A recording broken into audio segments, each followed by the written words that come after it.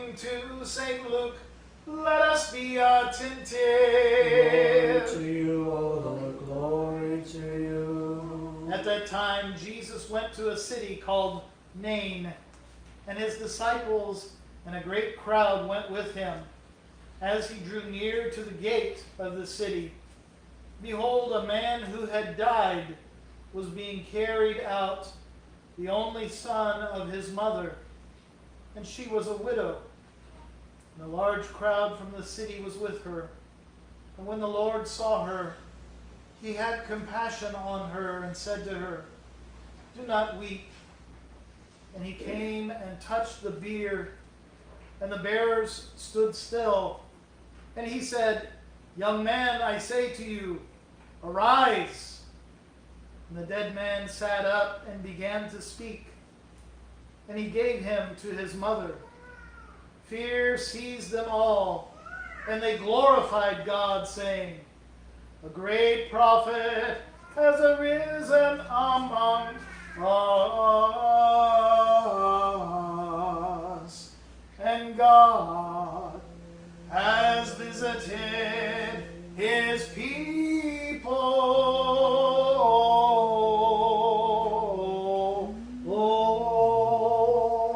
Glory to you, O Lord.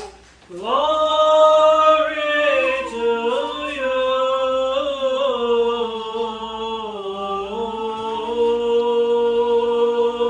Please be seated.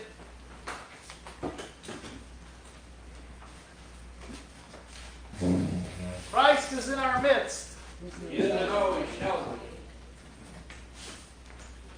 In today's gospel reading, we hear about a widow in a funeral procession at the gate of the city of Nain. She's the widow of Nain, with a large crowd of people from the city in support of her, mourning with her.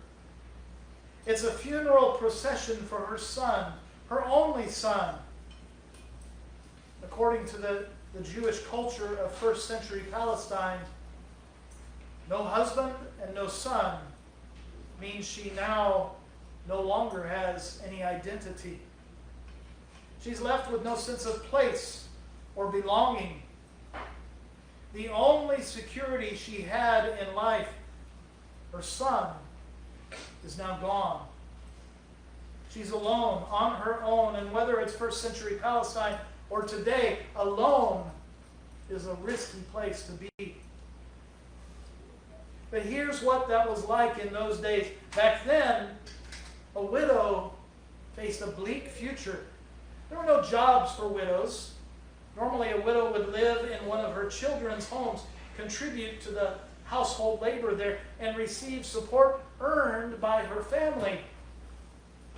But with no son and with no family, a widow was left to the distracted whims and infrequent charitable impulses of the surrounding community. There was no social security system, no community welfare, and no general relief for the poor.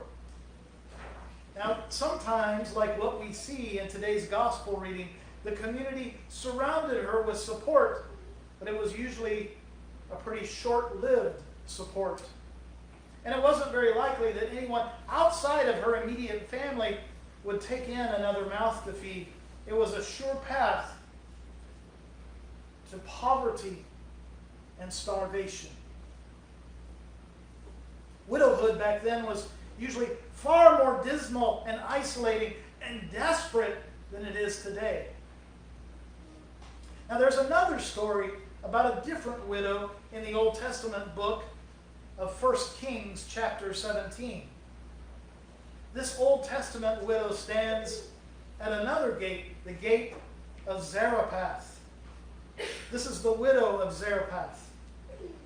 The poor woman in this scene is there looking for a couple of sticks. And why is it so hard to find a couple of sticks? Because a devastating drought has long dried up and killed everything in her surrounding country, and all the remaining sticks had now been used up. All the wells were dry, the entire crops had failed, and the widow of of Zarephath's life feels as dry and parched as the land around her. No food, no water, no future. She's planning to build just a 2 or 3 stick fire if she can find that many sticks. But it doesn't really need to be that large anyways, because she only has a handful of ground meal and just a tiny bit of oil left. She'll use it to bake a very small flatbread.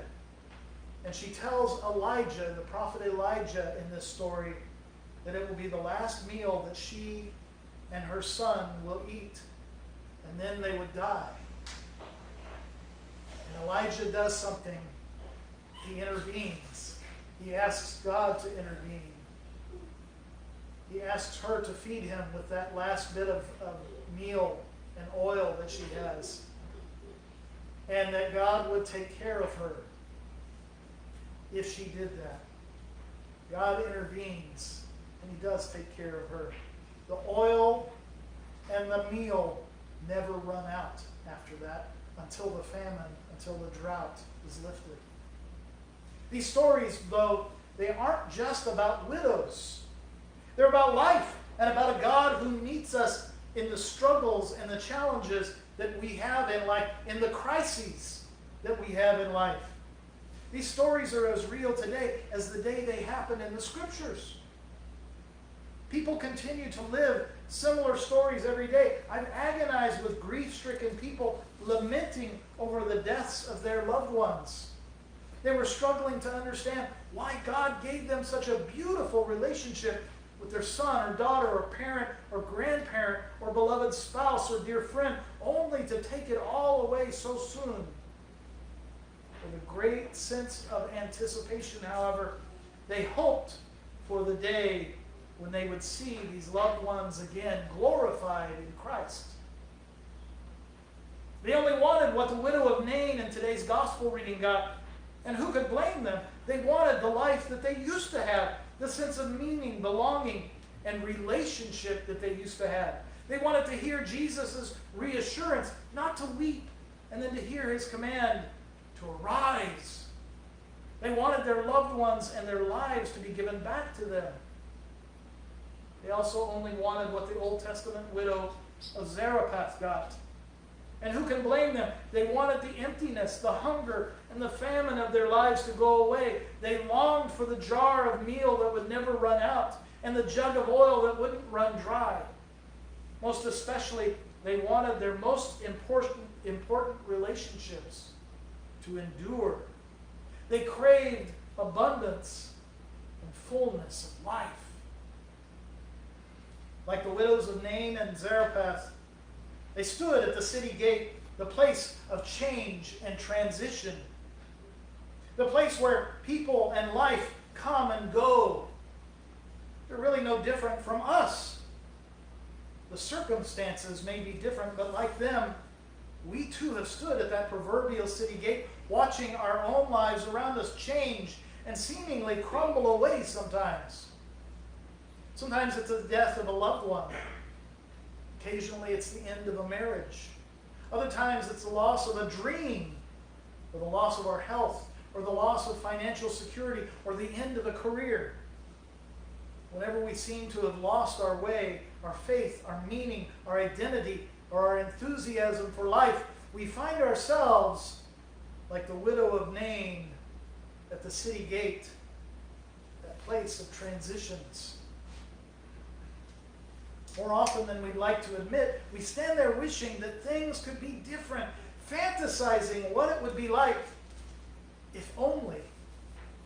If only we could take back words that were spoken in anger or fear or arrogance. If only we had made different choices for our life. If only we could redo our marriages and relationships. If only we could go back and reorder our priorities.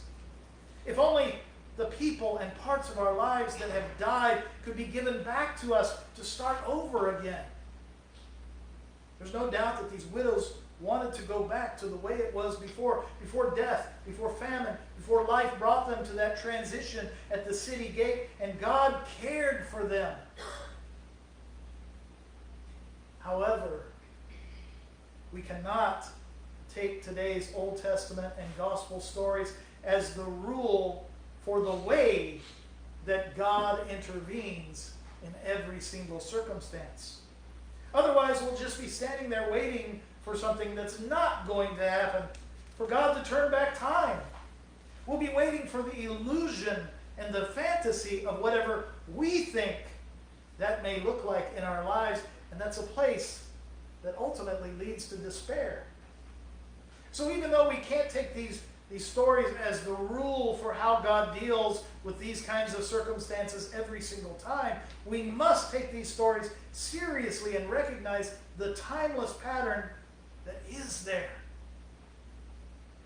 It's possible to read these stories and make them nothing more than newscasts of past events, but that merely leaves us wondering, why didn't I receive the kind of help from God that they did?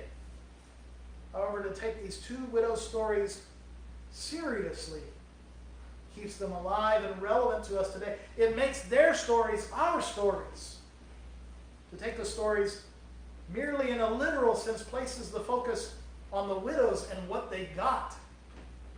However, to take these stories seriously places the focus on Elijah and Jesus and what God is doing in our lives and in the world around us in those places of transition.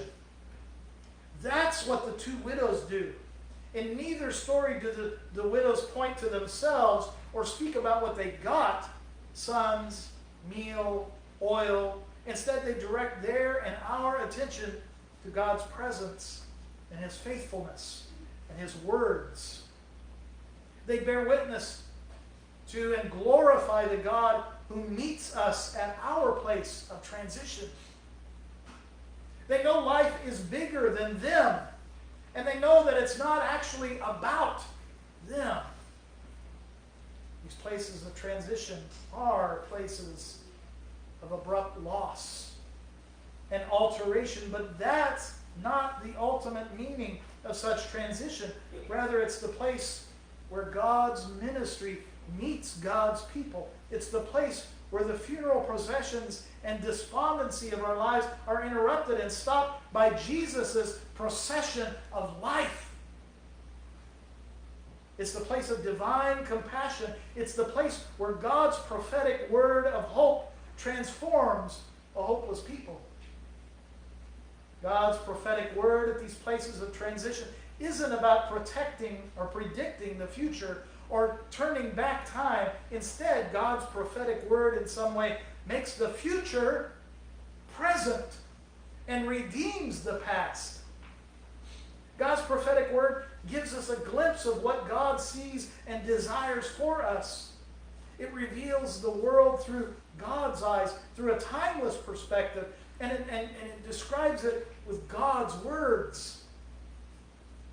Sometimes God's prophetic word actually also critiques under His light our world and our relationships. God's prophetic word of hope at these places of transition is energizing. It acknowledges the reality of our struggles and challenges, but then it also points a way forward. God's prophetic word at these places of transition offers life in the midst of death, hope and despair, joy despite the sorrow, God's presence during absence.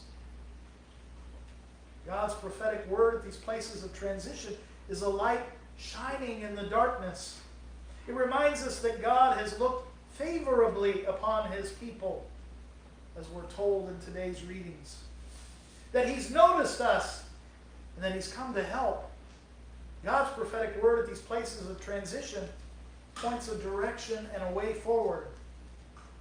Now, who gives the prophetic word in these two stories today? Well, the obvious answer is Elijah and Jesus. However, the less obvious answer is the two widows.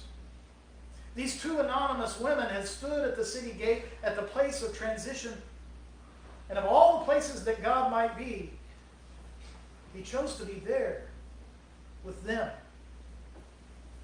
These two widows remind us that we never stand at the place of transition alone.